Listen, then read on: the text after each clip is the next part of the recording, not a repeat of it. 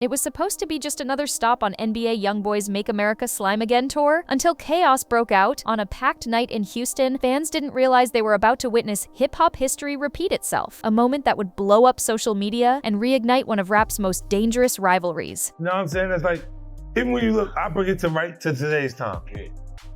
When you see like NBA YoungBoy and Lil Durk and issues, and they got extreme going on. In the middle of his set, YoungBoy grabbed the mic and took a deep breath. Then, out of nowhere, he called out Lil Durk by name. The crowd went silent for a split second before erupting into screams and chaos. Some fans cheered, others booed, and a few just stood frozen as YoungBoy dropped a fiery diss, calling Durk a pie dude before launching straight into his infamous track, I Hate YoungBoy. The lights, the energy, the anger, it all felt like 2022 all over again. Clips from that night spread like wildfire across TikTok, Twitter, and YouTube. Fans flooded the internet with reactions, some saying YoungBoy's back for blood, others begging him to move on already. But what looked like a random onstage outburst was really the spark that lit up years of buried tension. Because this wasn't just another diss, this was a message loud, raw, and impossible to ignore. And what happened next would prove that in hip-hop, some beefs never die. Rick and Sean, according to GBI, rapper King Von and his group were at Opium nightclub before making their way here to Monaco Hookah Lounge, then to the parking lot where chaos ensued. To understand why NBA YoungBoy's diss hit so hard, you've got to go back to where it all started. November 6, 2020. That night changed hip-hop forever. Outside an Atlanta nightclub, rising Chicago rapper King Von was shot and killed after a fight broke out between his crew and Quando Rondo's camp. A rapper signed to YoungBoy's label never broke again. From that moment on, lines were drawn. Even though YoungBoy and Von didn't have direct beef, their circles were connected in all the wrong ways. Quando Rondo was YoungBoy's guy, Von was Lil Durk's brother-in-arms. And in the streets, that kind of connection means everything. Almost instantly, fans and blogs began painting it as a war between Durk's OTF family and YoungBoy's NBA camp. The death of King Von wasn't just tragic, it created one of the deepest divides modern rap has ever seen. On social media, fans started fueling the fire. They analyzed every lyric, every post, every subliminal bar. Quando dropped a track called End of Story, claiming self-defense. Durk and his team saw that as pure disrespect. Von's sister, Kayla B, started posting angry tweets aimed straight at Quando and anyone connected to him, including YoungBoy. Even though YoungBoy stayed mostly silent, everyone knew where his loyalty stood, and as Durk mourned Von, his music started taking on a darker, more vengeful tone. He wasn't just making hits anymore, he was sending messages. From that point on, every word, every bar, every move became part of a cold war between two of rap's biggest forces. And while both sides tried to downplay it publicly, the tension only got worse when YoungBoy decided to break his silence in the most disrespectful way possible. Because the next time he spoke, it wasn't on social media. It was in a song that took the internet by storm and reignited everything they'd tried to bury. But that wasn't the whole story, because when YoungBoy dropped his diss track, he didn't just take aim at Durk, he came for all of Chicago. 2 weeks ago, this gonna drop. Stop it. No one play Lit Bang, take Lit Bang. Yo stupid drunk face ass.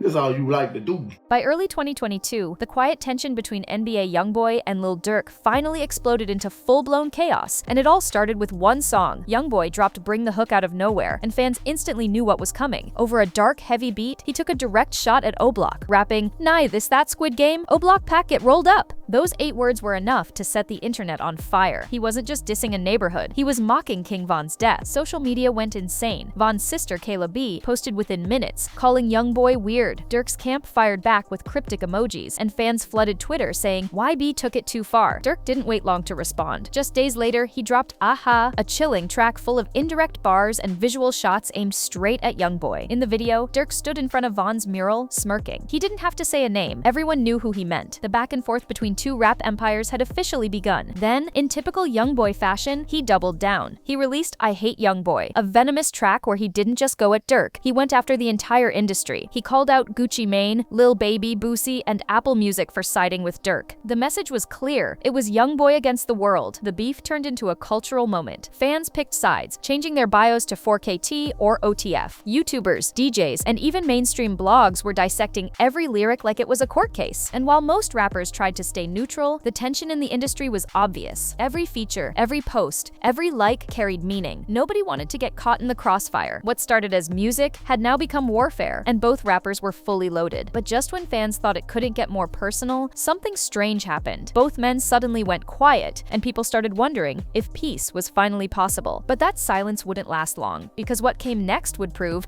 that in this feud, no truce ever truly sticks. After the chaos of 2022, something unexpected happened. Both NBA YoungBoy and Lil Durk went silent. No more direct disses, no more subliminals, no more back and forths, but everyone could feel it. This wasn't peace, it was pressure building, a cold war. YoungBoy started focusing on music that felt more introspective, releasing albums like Colors and The Last Slime 2. On the surface, he seemed calmer, even talking about fatherhood and trying to stay out of trouble, but his fans knew better. Every cryptic line, every eerie Instagram post carried hidden meaning. It was like he was talking to Durk without ever saying his name. Meanwhile, Durk was moving like a man on a mission. He dropped 7220, his most personal album yet, full of pain, loss, and quiet rage. Songs like Federal Nightmares and Golden Child didn't directly name YoungBoy, but the energy was undeniable. He was still mourning King Von and still defending his block's honor. Behind the scenes, things were just as tense. Quando Rondo, YoungBoy's protege, got caught up in multiple altercations tied to OTF associates. Fans started speculating about secret threats and street-level encounters. Even though both rappers avoided naming each other, the rivalry lived through their crews, their lyrics, and their silence. The media called it the calm before the storm. Hip-hop pages like Academics and No Jumper kept stirring the pot, posting cryptic tweets, liking shady comments, and reminding everyone that peace between these two was fragile at best. By 2023, fans started noticing something weird. Both YoungBoy and Durk were dropping albums within weeks of each other, again and again. Whether it was planned or not, it felt like a silent competition. Views, streams, and chart positions became the new battleground. But underneath all the subtle moves and veiled lyrics, one thing was clear: neither side had forgotten. They were just waiting for the perfect moment to make their next move. And when that moment finally came, it didn't start in a studio, it started in a nightclub. Because what happened next proved that the Cold War was only hiding the fire underneath, and it was about to explode all over again. Academics is saying you and NBA YoungBoy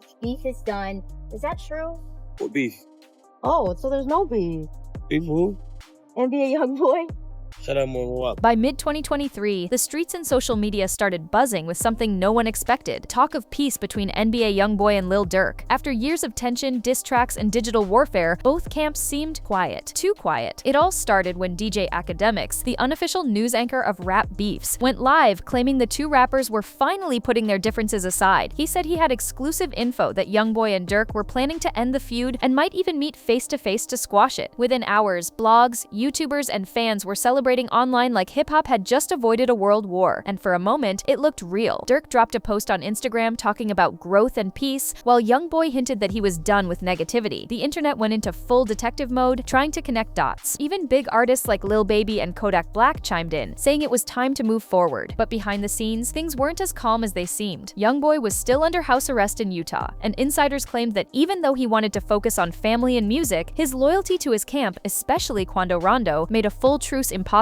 Durk, on the other hand, was entering a new chapter in his career. His album Almost Healed dropped, full of introspection and self-reflection. He even hinted at forgiveness, saying, "I forgive my enemies, but I never forget." Fans took that as a subtle nod to YoungBoy, proof that he was finally ready to let go. For a few weeks, peace seemed possible. No disses, no subs, no chaos, just music. But that illusion didn't last long. Days after Academics' claim of reconciliation, YoungBoy went live on Instagram, calling out fake peace and accusing bloggers of making up lies for clicks. His tone was cold, his face emotionless. It was his way of saying this wasn't over. The so-called truce had crumbled before it even began. And while fans were still debating what went wrong, YoungBoy made a move that proved the feud was about to reignite louder than ever. Not with words this time, but with a performance that would send shockwaves across hip-hop. Because what happened on that stage next would turn whispers of peace into roars of war. Just when fans thought Lil Durk was finally free from the chaos, life came swinging again, this time with flashing lights and handcuffs. News broke that Durk had been detained in connection to an old case that had resurfaced out of nowhere. It was a harsh reminder that fame doesn't erase the past, and every move from his younger days could still come back to haunt him. On Friday, detectives from Atlanta and Chicago testified in the criminal case against rapper Lil Durk in Fulton County Court. They say around 5 in the morning on February 5th, with Lil Durk, whose real name is Dirk Derek Banks, and his co-defendant Devontae Bennett. Authorities claim they had new evidence tying him to a 2019 shooting outside the Varsity in Atlanta, the same case that had lingered in the background of his career for years. For a while, Durk looked untouchable, performing worldwide and breaking streaming records, but the legal cloud never disappeared. It just waited for the perfect moment to strike. When the reports surfaced, social media went wild. Memes, rumors, and Free Durk hashtags took over Twitter and TikTok. Some fans said he was being targeted because of his success. Others believed karma had finally caught up. Meanwhile, YoungBoy's fanbase couldn't resist. They flooded the comments with 4KT took another W. Durk's camp stayed silent at first, but court documents later revealed the charges were serious: weapons possession and alleged involvement in criminal activity. Even though his legal team fought to clear his name, the damage to his image was instant. Brands started backing off. Blog pages painted him as another rapper who couldn't escape the streets. For YoungBoy, the timing couldn't have been better. With Durk tangled in court drama, Wymere had the spotlight to himself, and he wasn't going to waste it. Because while Durk faced the fight of his life in court, YoungBoy was already planning a public statement that would reignite their entire feud in front of thousands. The night was supposed to be about music, not mayhem. But when NBA YoungBoy's Massa Tour hit Houston's Toyota Center on September 6, 2025, the energy in the air turned electric for all the wrong reasons. Fans were chanting, lights were flashing, and then YoungBoy stopped the show. The beat cut out, and the rapper grabbed the mic with a look that said he was about to make a statement. "Y'all know who I'm talking about," he growled, before calling out Lil Durk by name, using language so harsh that the crowd collectively gasped. Some thought he was joking at first, but it quickly became clear this was real hostility. Then, almost like a declaration of war, YoungBoy launched into the opening lines of "I hate YoungBoy." The arena erupted. Phones shot into the air, fans screamed, half in shock, half in thrill. This was the first time he'd ever performed that infamous diss track live, the same one that torched the internet back in 2022 for directly naming and mocking Durk and his allies. By bringing it back now, YoungBoy was reopening old wounds everyone thought had started to heal. The stage lights flashed red, smoke rolled across the floor, and the crowd became part of the moment, some hyped, some uncomfortable, but all unable to look away. Clips of the performance flooded X, formerly Twitter, within minutes. One viral post read, "Bro, move on already." Another said, "He's obsessed with Durk. This is embarrassing." But just as many fans defended him, calling it classic YB energy. His diehards claimed he was reminding everyone who runs this rap game. For critics, the timing was in poor taste. Durk was still behind bars, unable to respond. But for YoungBoy, that might have been the point. It was dominance, defiance, and maybe even pettiness, all rolled into one explosive performance. The show ended abruptly after the song, leaving fans buzzing with confusion and excitement. Online, the moment became a cultural earthquake. Whether it was a publicity stunt or genuine anger, one thing was certain: the piece was over. YoungBoy had thrown gasoline on the fire once again, and the world was watching to see who'd respond first. The moment YoungBoy walked off that Houston stage, chaos followed. What started as a performance instantly turned into an all-out cultural explosion. Outside the arena, clips of fans arguing, even swinging on each other, flooded TikTok and Twitter within hours. One viral post showed two groups brawling in the parking lot, one side shouting 4KT while the other yelled OTF. The old divide between the two fanbases had reignited like wildfire. Police reports later confirmed multiple altercations across the venue, with several fans detained for disorderly conduct. Security footage showed people throwing drinks, ripping up signs, and chanting YoungBoy's lyrics as insults. It was no longer just about music, it was personal. Inside the industry, promoters and tour organizers panicked. The next morning, TMZ and XXL dropped headlines calling it the most chaotic show of the year. Commentators started questioning whether YoungBoy's tour was even safe to continue. Rumors spread that several venues were reconsidering his future dates, fearing more violence. Meanwhile, Durk's supporters took to social media to clap back. Fans spammed YoungBoy's comments with clown emojis, accusing him of using Durk's name for attention. "You need Durk to stay relevant," one user posted, a comment that quickly racked up thousands of likes. Others pointed out that Durk couldn't defend himself, calling YoungBoy's diss cheap shots from a safe distance. YoungBoy's team tried to control the damage, but he made that impossible. Within 48 hours, he doubled down, posting a cryptic message on Instagram, "If they mad, I'm doing something right." That one line poured gasoline on the fire. His followers hyped him up, while critics accused him of loving drama more than music. Sponsors began pulling back quietly. Sources close to the tour told Complex that certain corporate partners had safety concerns and were reconsidering promotional deals. YoungBoy's own label reportedly urged him to chill, but anyone who knows YB knows he doesn't take orders. By the end of the week, YB versus Durk was trending again, louder than ever. Memes, think pieces, and endless fan wars took over every social platform. What was supposed to be a victory lap for YoungBoy had turned into a PR nightmare. And while all this unfolded, someone else finally broke their silence, setting the stage for the next shockwave that would drag this feud into dangerous territory. Because what came next would make fans realize this wasn't just rap beef anymore, it was getting grown personal. When the smoke cleared from the chaos, one thing became obvious. This feud had grown bigger than YoungBoy and Durk. What started as lyrical competition had evolved into a full-blown cultural conflict. Fans weren't just watching a rap beef, they were living it. Every tweet, diss, and viral clip shaped public opinion, proving how dangerous the mix of fame, pride, and social media could be. For years, rap beefs were part of hip-hop's DNA, a lyrical game of dominance. But the YoungBoy-Durk feud blurred the line between entertainment and real life. Both rappers became symbols of their environments, YoungBoy representing raw rebellion from Baton Rouge, and Durk symbolizing Chicago's survivor mentality. Together, they showed how rivalries in the internet era don't just stay on wax. They spill into streets, tours, and headlines. Industry voices started to speak up. Veteran rappers like G Herbo and Meek Mill urged younger artists to move smarter, warning that online drama feeds algorithms, not legacies. Meanwhile, critics argued that the beef had desensitized fans, turning real pain into memes and retweets. Hip-hop blogs and YouTube channels turned the feud into content gold, proving that outrage sells faster than peace ever could. Career-wise, the consequences were clear. Lil Durk's arrest left a hole in his momentum. He went from chart-topping hits to fighting for his freedom. YoungBoy, on the other hand, risked his reputation by feeding into controversy. Promoters began treating him like a liability, even as his core fans praised him for staying real. Both men gained attention, but at the cost of peace and maybe longevity. The irony, both artists came from pain, loss, and survival, yet the feud kept them locked in the same cycle they once tried to escape. What could have been a story of growth turned into a cautionary tale for the next generation of rappers. And as fans replayed the clips and streamed the songs, one question lingered. In the world of hip-hop, is peace ever profitable, or does the culture still crave war to feel alive? Because what happened next would prove that some rivalries never die, they just evolve. Even after all the chaos, the insults, and the bloodlines of loyalty that split the rap world in two, the feud between NBA YoungBoy and Lil Durk refuses to fade. It's no longer just a disagreement between two artists. It's a symbol of how modern fame turns conflict into content and pain into profit. Every time fans think it's over, a single post, lyric, or leak pulls everyone right back in. The internet has kept this rivalry alive, feeding off tension, screenshots, and speculation. For YoungBoy, the feud became part of his identity, raw, defiant, unpredictable. For Durk, it's been a test of patience and image, balancing street loyalty with mainstream success. In a way, both men have won, and both have lost. YoungBoy proved he could shake the whole culture from isolation, turning controversy into dominance. Durk solidified his influence, earning respect as a survivor who grew from tragedy. But neither truly escaped the shadow of what this beef represents. Two artists, too powerful, too prideful, and too watched by the world to ever walk away quietly. Fans still chant their names, waiting for the next spark, because this rivalry isn't ending anytime soon. It's become part of hip-hop's story, a never-ending loop of pride, pain, and power that reminds everyone watching that in rap,